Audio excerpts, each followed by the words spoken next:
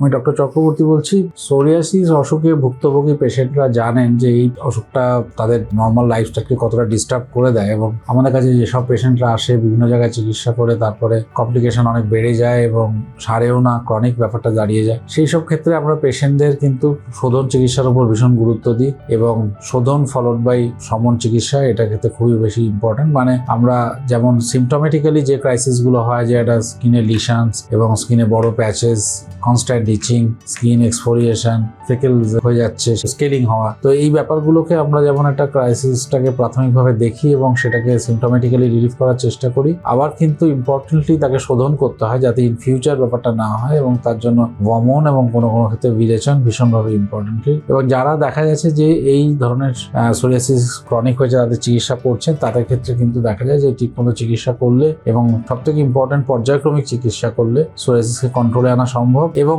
কন্ট্রোলটাকে এত detail control করা যায় যেটা অলমোস্ট পেশেন্ট প্রায় অসুখটা থেকে বেরিয়ে আসতে পারে, যেটা খুবই প্রাথমিকভাবে মনে হয় যে এটা বেরোনো যাবে না, কিন্তু এটা বেরোনো যায়। তো ঠিকভাবে চিকিৎসা করতে হবে এবং ঠিক সময় আসতে হবে ডাক্তারবাবুদের কাছে, definitely it will be recovered.